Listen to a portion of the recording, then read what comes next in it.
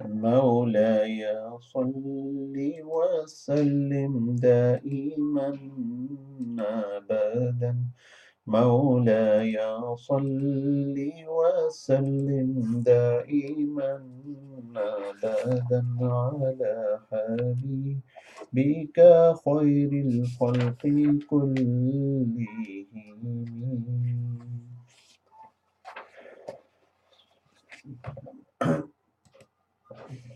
بسم الله الرحمن الرحيم نحمده ونصلي على رسوله الكريم أما بعد فأعوذ بالله السميع العليم من الشيطان الرجيم بسم الله الرحمن الرحيم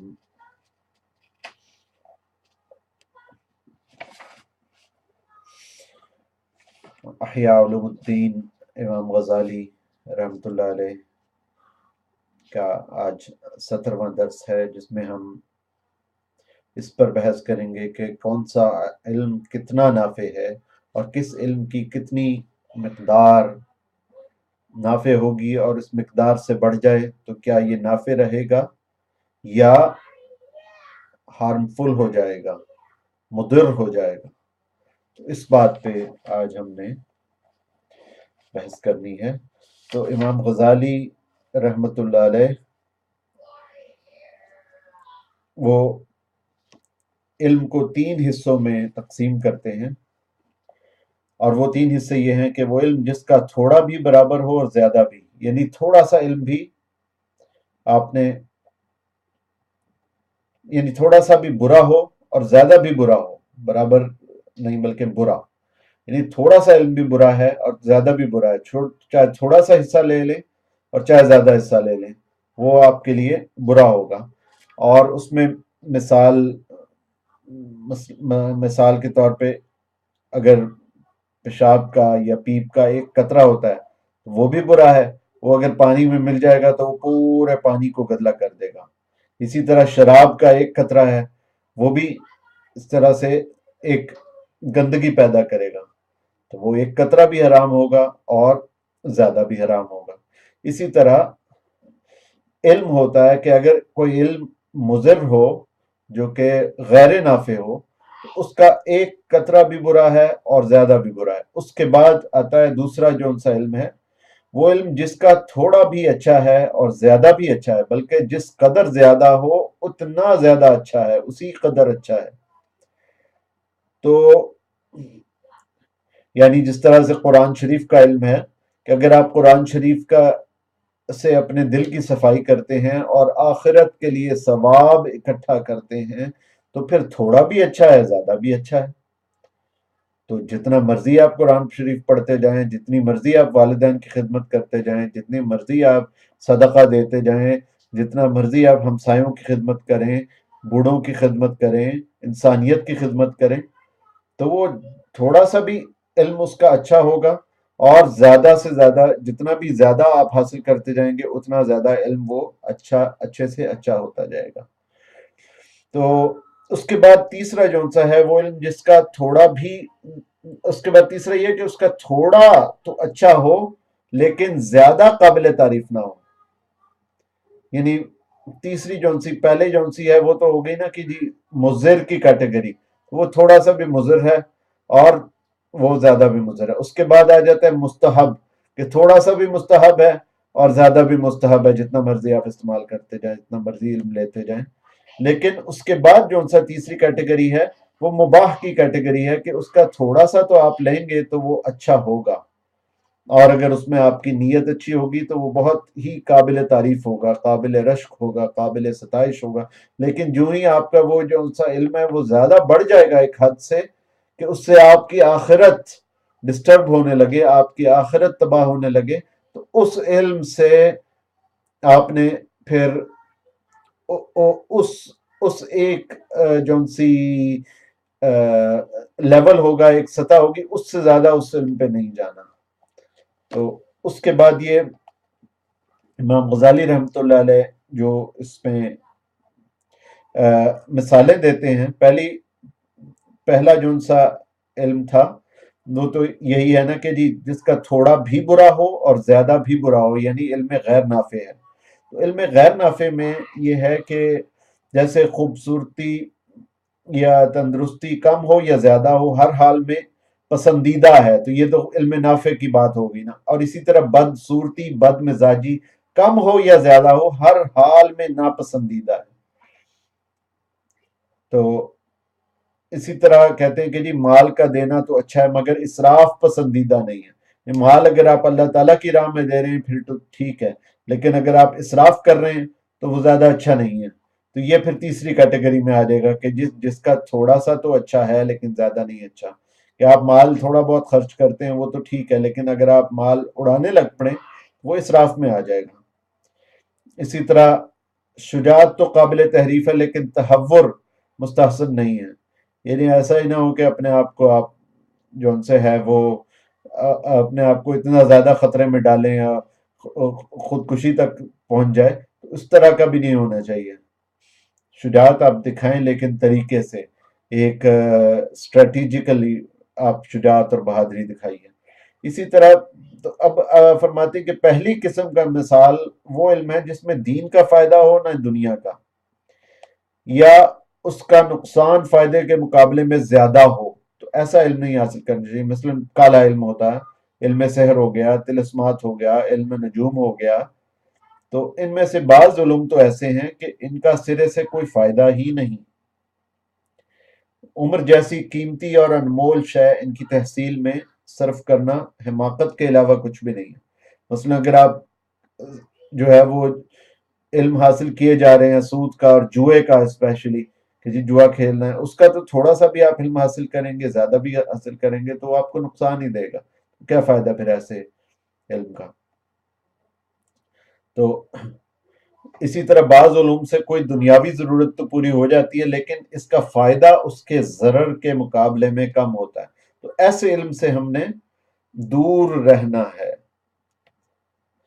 تو اس کے بعد جو دوسرا علم ہے نا، دوسرا جو سا امام غزالی رحمۃ اللہ علیہ فرماتے ہیں وہ یہ ہے کہ وہ علم جو روز اول سے لے کر آخر تک، روز آخر تک، ازل سے لے کر تابت تک مفید ہی مفید ہے، وہ اللہ تعالیٰ کی ذات، صفات، افعال، مخلوق کے سلسلے میں اس کی عادات اور دنیا پر آخرت کی ترجیح کی حکمت کا علم ہے، کیونکہ یہی علم مطلوب بالذات ہے کہ اللہ تعالیٰ کی صفات پر غور کیا جائے، اللہ تعالیٰ سے محبت پالی جائے اور اللہ تعالیٰ کو دیکھنے کی کوشش کی جائے، کہ اللہ تعالیٰ کو سمجھنے کی، یعنی اس طرح سے سمجھنے کی کوشش کی جائے کہ اس کی محبت کو دل میں بسا لیا جائے۔ ویسے تو اس کی ذات ایسی ہے کہ وہ سمجھ میں نہیں آ سکتی، لیکن اس سے محبت ایسی پالی جائے کہ وہ آپ کا محبوب بن جائے اور آپ اس کے محبوب بن جائے۔ اگر اس چیز کا علم حاصل کیا جائے تو وہ تھوڑا سا علم ہوگا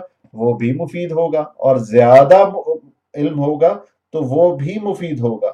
اور امام صاحب فرماتے ہیں کہ یہی علم مطلوب بذات ہے، یہی اخروی سعادت کا وسیلہ ہے، اور اس میں جس قدر بھی کوشش کی جائے وہ مقدار واجب سے کم ہی ہے۔ یہ وہ دریا ہے جس کی گہرائی کا علم کسی کو بھی نہیں، تمام گھومنے والے اس کے کناروں پر ہی پھرتے نظر آتے ہیں، ہر شخص اپنی ہمت اور وسعت کے بقدر اس کی گہرائی تلاش کرنے کی کوشش کرتا ہے، مگر گہرائیوں کا علم صرف انبیاء، اولیاء اور علم میں رسوخ رکھنے والے علماء کو ہوتا ہے۔ یہ وہی علم ہے جس کی کتابوں میں تدوین نہیں ہوئی۔ اس کے سیکھنے کا ابتدائی طریقہ یہ ہے کہ علماء آخرت کی زندگی کا حالات کا مطالعہ کیا جائے۔ اس کے لیے پھر یعنی ابتدا اس طرح سے ہوتی ہے، تو آپ یعنی کہ جس طرح سے بہت اچھی اچھی کتابیں لکھی گئی ہیں جو کہ علماء آخرت کے بارے میں، یعنی کہ زہد اور تقوی اختیار کرنے والوں کے بارے میں لکھی گئی۔ مثال کے طور پہ حضرت علی حجویری رحمۃ اللہ علیہ نے کتاب لکھی کشف المحجوب، اس میں اولیاء اللہ کے حالات موجود ہیں۔ اسی طرح جو سی ایک اور کتاب لکھی گئی وہ ان کی ہے، ہاں، خان آصف صاحب کی ہے، جس میں اللہ کے ولی اور اللہ کے سفیر، یہ دو کتابیں انہوں نے لکھی، اور اس میں اولیاء اللہ کے حالات زندگی بیان کیے گئے ہیں. تو اور وہ ان کتابوں کا فائدہ یہ ہے کہ وہ بہت سلیس اردو میں لکھی گئی ہیں، کیونکہ کشف المحجوب کو پڑھنا، اس کو سمجھنا تھوڑا سا مشکل ہو جاتا ہے عام آدمی کے لیے، لیکن اگر اللہ کے ولی اور اللہ کے سفیر یہ دو کتابیں پڑھی جائیں تو بہت آسان ہے، ایزی ٹو ریڈ ہے، تو وہ بندہ پڑھے. اسی طرح اور بھی انگریزی میں بھی اس طرح کی کتابیں ہیں، جس طرح بابا عرفان الحق صاحب نے بھی شاید ایک کتاب لکھی ہوئی ہے کوئی. تو اس طرح کی کتابوں کو پڑھا جائے. یہ امام غزالی رحمۃ اللہ علیہ ریکمینڈ کر رہے ہیں کہ علماء آخرت کی زندگی کے حالات کا مطالعہ کیا جائے. اور آخر میں وہ فرماتے ہیں کہ جی آخر میں مجاہدہ، ریاضت، تزکیہ نفس کے ذریعے اس علم میں رسوخ حاصل کیا جائے، اس کو پکا کیا جائے اس علم کو. اور اگر اس علم کے لیے اس طرح سے کوشش کی جائے، اس طرح کی کوشش کی جائے تو جتنا قسمت میں ہوگا مل جائے گا. بقدر کوشش ملنا ضروری نہیں ہے، تاہم مجاہدہ ناگزیر ہے. ایک اور بات ہے کہ جی ہم لوگ اس لیے عبادت کرتے ہیں یا اس لیے ذکر کرتے ہیں کہ جی جو ہے وہ ہمیں کچھ حاصل ہو جائے، یا ہمیں کوئی روحانیت مل جائے، یا ہمیں کوئی کشف اور کرامات کی دولت مل جائے. اس لیے نہیں کرنا. ہم نے اللہ تعالیٰ کا ذکر اس لیے کرنا ہے، جس طرح حضرت علی رضی اللہ تعالیٰ عنہ فرماتے تھے کہ جس طرح میں اللہ کا ذکر اس لیے کرتا ہوں کہ وہ لائق عبادت ہے، کہ وہ اس لیے اس کی عبادت کرتا ہوں بس. اور اللہ تعالیٰ کی محبت میں اللہ تعالیٰ کا ذکر کرنا ہے کہ جی میں اللہ تعالیٰ کا ذکر اس لیے کرتا ہوں کہ مجھے اس سے محبت ہے. میں حضور صلی اللہ علیہ وآلہ وسلم پر اس لیے درود بھیجتا ہوں کہ مجھے ان سے محبت ہے، آپ صلی اللہ علیہ وآلہ وسلم سے محبت ہے اور میرا دل کرتا ہے. تو اس میں کوئی غرض، کوئی لالچ نہیں ہے. اس کے بعد اگر کچھ مل جائے تو غنیمت، کچھ نہ ملے تو انشاءاللہ آخرت کا جو ثواب ہے وہ تو ملے گا ہی ملے گا. لیکن اس کی بھی اعلیٰ ترین جو سے درجہ ہے وہ یہ ہے کہ جی اس کی بھی انسان اس کا بھی لالچ نہ رکھے. بس سب سے اعلیٰ مقام یہ ہوتا ہے کہ جی اللہ تعالیٰ کی عبادت کرنی ہے اس لیے کہ وہ عبادت کے لائق ہے اور اس نے مجھے پیدا کیا. میں غلام، وہ میرا آقا. میں اللہ تعالیٰ کی عبادت کروں گا اور اللہ تعالیٰ خوش ہو کے جو چاہے عطا کرے، اور کچھ بھی نہ عطا کرے تب بھی میں خوش ہوں، کیونکہ میں تو اللہ تعالیٰ کی عبادت کر رہا ہوں. تو یہ ایک طریقہ ہوتا ہے. لیکن ضروری نہیں ہے کہ بس ہر بندہ اسی طرح عبادت کرے. اگر آپ چاہیں تو ثواب کی خواہش بھی رکھ سکتے ہیں کہ اللہ تعالیٰ آپ کو ثواب دے، اللہ تعالیٰ آپ کی مغفرت فرمائے، اللہ تعالیٰ آپ کو گناہوں سے محفوظ رکھے، اللہ تعالیٰ آپ کو عذاب جہنم سے محفوظ رکھے. یہ ساری نیتیں بھی ٹھیک ہیں، کیونکہ بہت ان نیچرل ہو جائے گا اگر ہر بندہ صرف اور صرف اس نیت سے عبادت کرنے لگے کہ بغیر کسی لالچ کے. انسان کی ایک نیچر ہوتی ہے کہ وہ کچھ نہ کچھ ریوارڈ چاہتا ہے. تو لیکن جو بہت اولو العزم لوگ ہوتے ہیں نا، جو بہت اللہ تعالیٰ کے پسندیدہ ہوتے ہیں، بہت اللہ تعالیٰ کے کلوز ہو چکے ہوتے ہیں، وہ پھر ریوارڈ ان کے نزدیک پھر کوئی حیثیت نہیں رکھتا. تو اللہ تعالیٰ کرے کہ ہم کسی نہ کسی سٹیج پہ ایسے لوگوں کی سطح تک پہنچ جائیں کہ ہمیں ریوارڈ کا کوئی لالچ ہو ہی نہ. ہمیں تو بس ہو کہ جی ہم نے اللہ تعالیٰ کی عبادت کرنی ہے اور اللہ تعالیٰ ہم سے خوش ہو جائے، بس اس سے زیادہ ہمیں کچھ نہیں چاہیے. اللہ تعالیٰ کچھ دے نہ دے، بس ہم اللہ تعالیٰ سے اس کی رضا چاہیں، اللہ تعالیٰ سے اس کی حفظ و امان چاہیں، بس. تو یہ جو سا ہے یہ ایسا علم ہے کہ جس میں آپ جتنا اس علم کو حاصل کرتے جائیں، اللہ تعالیٰ کی رضا حاصل کرنے کا علم اتنا ہی کم ہے، اور زیادہ سے زیادہ کی کوئی حد نہیں ہے. اور جو آپ کو دنیا میں اور آخرت میں جو چیز قسمت میں ہوگی وہ مل جائے گی. بقدر کوشش ملنا ضروری نہیں ہے، تاہم مجاہدہ ناگزیر ہے. مجاہدہ یعنی کوشش کرتے رہنا کامیابی اور ہدایت کی کنجی ہے.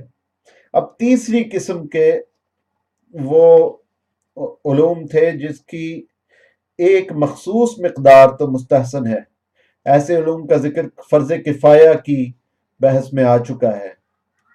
ان میں سے ہر علم کے 3 درجے ہیں: ایک بقدر ضرورت جسے ادنا درجہ بھی کہتے ہیں، دوم متوسط، اور سوم متوسط سے زائد جس کی آخر تک انتہا نہ ہو. تو اکثر لوگ تو امام صاحب فرماتے ہیں کہ اکثر لوگ صرف ظاہری اعمال کی کے پابند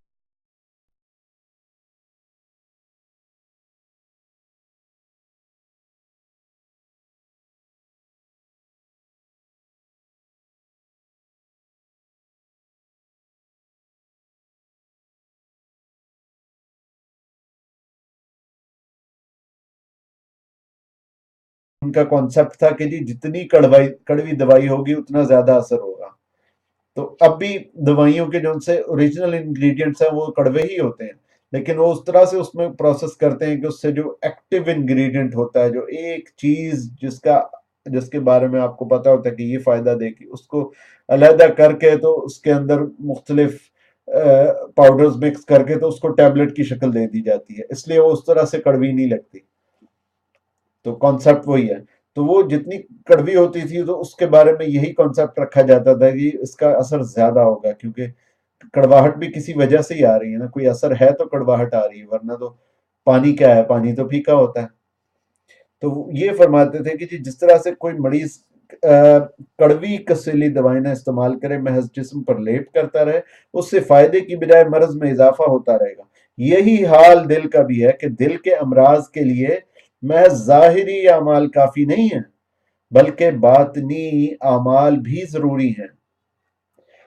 چنانچہ آخرت مقصود ہے، اگر آخرت مقصود ہے اور ابدی ہلاکت سے بچنا منظور ہے تو باطنی بیماریوں کے علاج کی طرف دھیان دو. تو ہم نے تیسری جلد میں امام صاحب فرماتے کہ ان بیماریوں کے تفصیل اور علاج اس کے بارے میں ذکر بیان کیا. پھر فرماتے کہ جی جب دل برائیوں سے پاک ہو تو اچھائیاں خود بخود جگہ بنا لیتی ہیں. اب یہ دو کانسیپٹس ہیں. ایک کانسیپٹ جو سا ہے کہ اچھائیاں اندر لے آؤ اپنے فضائل کا، جس طرح سے تبلیغی جماعت والے فرماتے ہیں، بہت پیاری بات فرماتے ہیں وہ بھی، کہ اپنے اندر اچھائیاں لاتے جاؤ، برائیاں خود بخود چلی جائیں گی. لیکن جو دوسرا طریقہ ہے وہ یہ ہے کہ دل سے برائیاں نکالو، اچھائیاں خود بخود جگہ بنا لیتی ہیں. اس کا مطلب کیا ہے کہ امر بالمعروف اور نہی عن المنکر دونوں اپنی اپنی جگہ ضروری ہیں. تو آپ اگر آپ کلمے کو دیکھیں تو پہلے ہے لا الہ، کوئی الہ نہیں، اور اس کے بعد الا اللہ محمد رسول اللہ، کہ کوئی الہ نہیں اور سوائے اللہ تعالیٰ کے، اور پھر اس کے بعد محمد رسول اللہ صلی اللہ علیہ وسلم کے رسول ہیں. تو پہلے آپ نے برائیاں نکالی اور اس کے بعد اللہ آپ کے اندر آ گیا. تو یہ ایک اور اپروچ ہے اور ہم اس اپروچ کے تحت چلتے ہیں. حالانکہ دوسری اپروچ میں بھی کوئی حرج نہیں ہے، لیکن وہ ان کا اپنا طریقہ ہے تبلیغی جماعت والوں کا، اور اس کو بھی اس سے ہمیں اختلاف نہیں ہے. لیکن ہمارا جو سا طریقہ یہ ہے کہ دل سے پہلے تمام برائیوں کو نکال پھینکا جائے. یہ امام غزالی رحمۃ اللہ علیہ کا طریقہ ہے. وہ برائیاں کیا ہیں جن کو دل سے نکال پھینکا جائے؟ وہ یہ ہے کہ کسی پر کبھی جھوٹ نہ بولا جائے، دھوکہ نہ دیا جائے، غصہ نہ کیا جائے، غیبت نہ کی جائے، کبھی کسی کی چغلی نہ کی جائے، اور کسی کا حرام مال نہ کھایا جائے، کسی کا حق نہ مارا جائے، بلکہ اپنا حق بھی دوسروں کے پلیٹ میں رکھ کے دیا جائے ان کو، اور دوسروں کے لیے اچھا ہو جایا جائے، دوسروں کی خدمت کی جائے، اور کبھی ان کو ایذا نہ پہنچائی جائے. یہ چیزیں جب حقوق العباد کا ہم خیال رکھنا شروع کر دیں گے اور بدرجہ احسان تک ہم اس چیز کو لے جائیں گے کہ ہم حقوق العباد میں بہت ایکسٹریم تک اس کا خیال رکھتے ہیں، اور اس کے بعد اللہ تعالیٰ کا جو ذکر ہے وہ بھی ہم ایکسٹریم تک کرتے ہیں. تو وہی بات آ جاتی ہے کہ جو جماعت والے فرماتے ہیں کہ اس میں جتنا آپ گڑ ڈالیں گے اتنا میٹھا ہوگا، کہ اللہ تعالیٰ کا ذکر کرو، کثرت کے ساتھ کرو، کثرت سے بسم اللہ الرحمن الرحیم، بسم اللہ الرحمن الرحیم، اور پھر درود شریف، بسم اللہ الرحمن الرحیم صلی اللہ علیہ حبیبی محمد وآلہ وسلم، بسم اللہ الرحمن الرحیم صلی اللہ علیہ حبیبی محمد وآلہ وسلم. ہر وقت باوضو ہونا اور درود شریف پڑھنا، اور اگر باوضو نہیں ہے تو صرف بسم اللہ الرحمن الرحیم پڑھا جائے. ہر وقت اگر ہماری زبان اس میں چلتی رہے تو یہ جو ان سی برائیاں ہیں وہ آہستہ آہستہ ہمارے دلوں سے نکلتی جائیں گے، اور ہم نے ایکٹیولی بھی کوشش کرنی ہے کہ ان برائیوں کو ہم اپنے جو ان سے ہے اپنے دلوں سے نکال کر باہر پھینکیں، کہ ہم کسی کے بارے میں کینہ نہ رکھیں اور اللہ تعالیٰ کی کبھی ناشکری نہ کریں، ہمیشہ اللہ تعالیٰ پر مکمل توکل رکھیں، اس پر بھروسہ، انتہا درجے کا بھروسہ رکھیں۔ تو ایسی ہماری زندگی ہونی چاہیے۔ تو یہ امام صاحب فرماتے ہیں، تو فرماتے ہیں کہ جی جب دل برائیوں سے پاک ہوتا ہے تو اچھائیاں خود بخود جگہ بنا لیتی ہیں۔ جب زمین سے خود رو گھاس صاف کر دی جاتی ہے تو تب پھل پھول اگتے ہیں، بہار آتی ہے۔ تو اگر آپ نے کوئی عمارت تعمیر کرنی ہے تو اس کی پہلے آپ کو بنیادوں کو کلیئر کرنا پڑے گا، وہاں سے جو گھاس پھوس خضرا پودے ہیں ان کو اکھاڑنا پڑے گا۔ اگر کوئی عمارت نئے سرے سے تعمیر کرنی ہے تو پہلے آپ کو پرانی عمارت کو ڈھا کے تو پھر نئی عمارت بنانی پڑے گی، اور پھر وہ بہت ہی خوبصورت بنے گی۔ پھر اسی طرح ایک بزرگ ہیں شاہ صاحب، وہ فرماتے ہیں کہ جی جس طرح سے آپ نے عمارت جون سی ہے اس کی بنیادیں بنانے میں ٹائم لگتا ہے، تو اس کی بنیادیں بنانے میں، اور بنیادیں اسی چیز میں ہوتی کہ دل سے یہ اپنی نفرت، کدورت، کینہ، بغض، تکبر، یہ ساری چیزیں نکال کر باہر پھینکی جائے، اور یہ بنیاد ہوتی ہے علم آخرت کی۔ اگر اپنے آخرت کا علم حاصل کرنا ہے، یعنی ایسا علم حاصل کرنا ہے کہ جو اللہ تعالیٰ کے لیے اور آخرت کے لیے مفید ہو، تو سب سے پہلے بنیادیں بنانی پڑیں گی۔ اور بنیاد کیسے بنانی ہے؟ بنیاد ایسے بنانی ہے کہ ان ساری جو برائیاں ہیں ان کو اپنے دلوں سے نکال باہر پھینکا جائے، تو پھر ہمارے دل کی زمین پر پھل پھول اگیں گے، پھر ہمارے دل کی زمین پر بہار آئے گی۔ اور اس کے بعد امام صاحب فرماتے ہیں کہ جب تک تمہیں اس فرض عین سے فراغت نصیب نہ ہو جائے، فرض کفایہ کی طرف توجہ مت دو۔ اور تو اس میں یہ فرض کفایہ سے مراد یہ ہے کہ اس کا علم ایک حد تک ہو، یعنی ایک مسلمانوں کا ایک طبقہ وہ علم حاصل کرے، اور بے شک زیادہ سے زیادہ حاصل کرے، لیکن اس کی زیادہ سے زیادہ میں ایک لمٹ ہو کہ جی اس میں آپ کی نماز نہ جائے، آپ کا روزہ نہ جائے، اور آپ کسی کو ایذا نہ پہنچائیں۔ تو پھر اس کے بعد دنیا کا علم ہو، تفسیر کا علم ہو، فقہ کا علم ہو، وہ جتنا بھی آپ حاصل کریں گے، لیکن اس میں نیت یہ ہونی چاہیے کہ اپنی اور ساری دنیا کے لوگوں کی اصلاح کرنی ہے، دنیا کے لوگوں کی خدمت کرنی ہے۔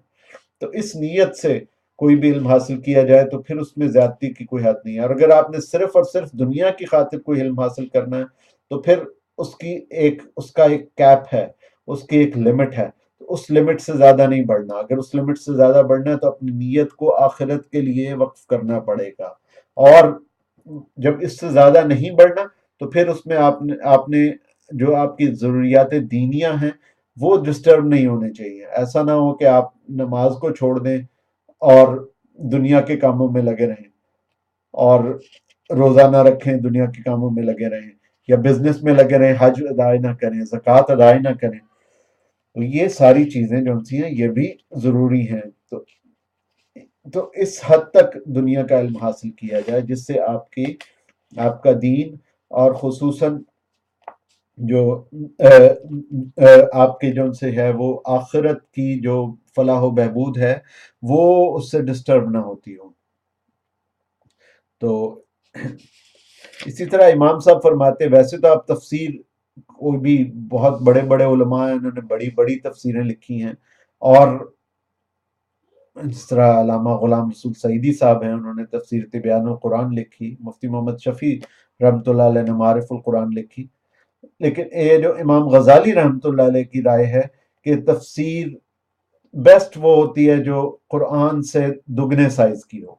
تو یعنی کہ باقی ٹائم، امام صاحب چونکہ صوفی منش آدمی تھے تو وہ فرماتے تھے کہ اپنا ٹائم جو ہے وہ اللہ تعالیٰ کے ذکر میں لگایا جائے۔ تو وہ کہتے ہیں کہ تفسیر اتنی ہو کہ قرآن کا جو اصل سائز ہے اس سے ڈبل ہو۔ تو ایسا نہ ہو کہ آپ تفسیر پڑھنے میں لگے رہیں اور آپ جو ہے وہ تزکیہ سے فراموش ہو جائیں۔ یہ امام صاحب کا نقطہ نظر ہے کہ میں ذاتی طور پہ کہوں گا کہ آپ تفسیر کو بھی پڑھیں، جتنی مرضی پڑھیں، لیکن اس سے آپ کی جو مراد ہے، مقصود ہے، وہ تزکیہ ہو۔ اور امام صاحب بھی یہ نہیں کہہ رہے کہ جی آپ زیادہ لمبی تفسیر ہو تو پڑھے ہی نہ، وہ یہ بتا رہے ہیں کہ ان کو کیا چیز پسند ہے۔ تو امام صاحب کو جو چیز زیادہ پسند تھی وہ یہ ہے کہ قرآن شریف سے جو سا ڈبل سائز ہو جس تفسیر کا، بس وہ ان کو زیادہ پسند تھی۔ تو یہی فرماتے ہیں کہ جی علم کے 3 مراتب ہیں: بقدر کفایت، بدرجہ اعتدال، اور درجہ کمال۔ تو اور پھر فرماتے ہیں کہ جی ہم حدیث، تفسیر، فقہ اور کلام میں ان تینوں مراتب کی حدود بیان کر رہے ہیں، باقی علوم کو ان میں ہی قیاس کر لیا جائے۔ تو انشاءاللہ تعالی ہم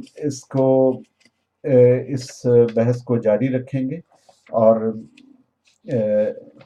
جو علم کا ہمارا سلسلہ ہے، جو امام غزالی رحمۃ اللہ علیہ کی کتاب احیاء العلوم میں سے ہم پڑھ رہے ہیں، تو انشاءاللہ اس کو جاری رکھا جائے گا۔ اللہ تعالیٰ ہمیں عمل کی توفیق عطا فرمائے، اللہ تعالیٰ ہمیں توفیق عطا فرمائے کہ ہم اس سے جتنا کلوز سے کلوز، جتنا اس سے قریب ہو سکتے ہیں وہ ہم ہوتے جائیں، اور اللہ تعالیٰ کی وحدانیت کا جو یقین آ جائے کہ سب کچھ اللہ تعالیٰ سے ہوتا ہے اور دنیا والوں سے کچھ نہیں ہوتا، دنیا صرف اور صرف وسیلہ ہوتا ہے۔